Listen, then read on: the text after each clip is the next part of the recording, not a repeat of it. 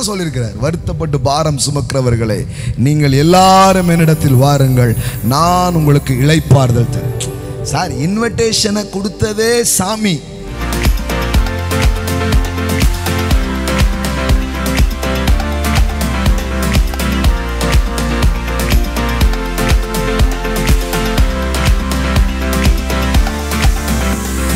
இயேசுகிட்ட எதுக்காக வந்தாங்க? முதல் அற்புதமே என்னது?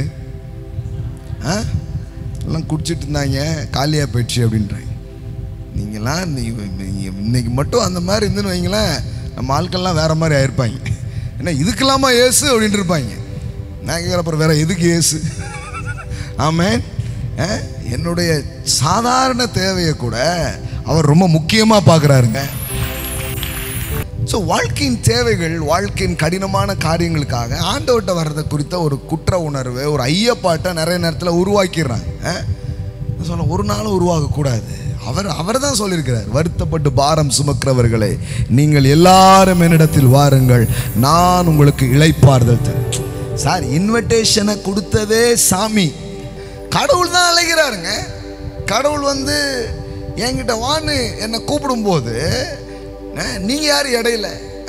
நம்ம ஊர்ல சொல்றாங்க பாருங்க, சாமி வரம் கொடுத்தாலும் அதே தான். இந்த ஆசாரிங்க விடவே மாட்டுக்காங்க.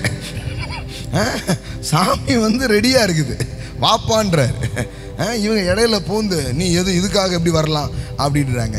வாப்பா. இளையகுமாரன் வீட்டுக்கு வந்தானே எதுக்காக வந்தான்? நீங்க சொல்லுங்க, எதுக்காக வந்தான்? ஒருத்தர் சொல்றாரு, அவன் அப்படியே ரட்சிக்கப்பட்டு மனம் திரும்பி, அதெல்லாம் ஒன்றும் இல்லை, வயிறு நல்லா பசிடுச்சு, சோறு எங்கேயும் இல்லை, ஒரு வயலும் சோறு போடுற மாதிரி இல்லை. ஆமாம், not for daddy, for his belly. Amen. அவனுக்குள்ள ஒரு பசி ஏற்படுது. அவன் பார்க்குறான், எங்கள் அப்பா வீட்டில் வேலைக்காரருக்கும் பூர்த்தியான உணவு இருக்கிறதே. சாப்பாடு தான் ஞாபகம் வருது நிறைய. சரி, அங்கேயே போயிடுவோம் அப்படின்ட்டு.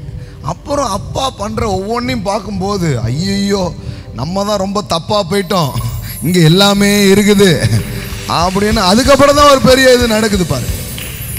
அவர் வந்து எப்படி எதனாலும் சொல்லிட்டு வான்றார். வான்றதா அவருடைய அழைப்பை தவிர வராதன்றது அவருடைய அழைப்பே கிடையாது. சரி வா, சோத்துக்குனாலும் பரவாயில்ல வான்றார். ஆமென், ஆமென். தப்பு இல்லை. ஆனா அவன் சோத்துக்காக வந்தாலும் அவர் வெறும் சோறை மட்டும் கொடுக்கல, மீண்டும் சொத்தை கொடுத்தார்.